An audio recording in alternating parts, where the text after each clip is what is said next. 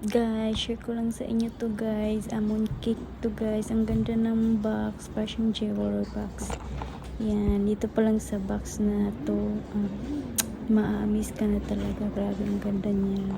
Colorful niya. Isa pa to guys. Ang ganda. Mooncake Festival kasi dito sa Singapore guys. Yan. Nabawasan dalawa. Ang sarap ng mooncake.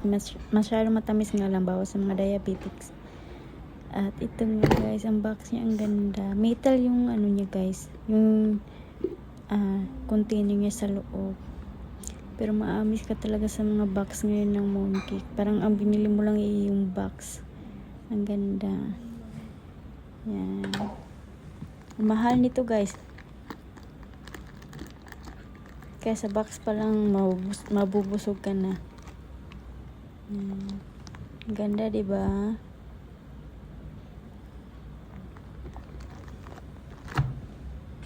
Yan, dati guys, nangungulikta ako ng box ng mooncake. Ngayon, hindi na. Madami na rin ako napadalang mga box ng mooncake sa Pinas. Ito, na-amaze talaga ako. Ang ganda niya, colorful siya. Tsaka kung sino yung mahilig sa mga pink na collection, magandang i-collect to. Ang ganda niya. As in, paulit-ulit. Yan lang guys, na-miss lang ako sa mooncake box na to. Ang ganda lang niya talaga. Yan lang, share ko lang sa inyo. Salamat sa panonood. Yan, di ba? Tsaka may mga kutsara din yan guys. Yan, hindi ko makuha-kuha. Nasa gilid. Ayan.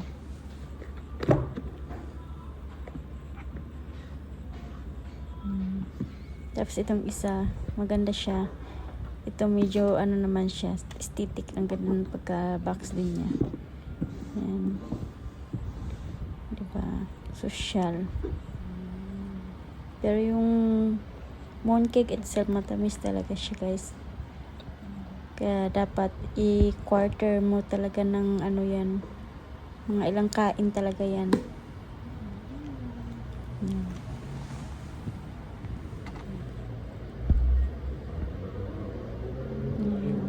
Parehas silang flavor guys. Lotus sugar white.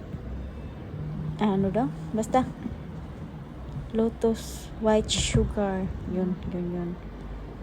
Sugar white lotus paste.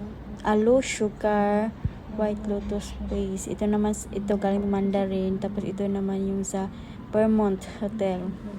Yan. Yan lang guys. Malabo na yung camera ko. Bye!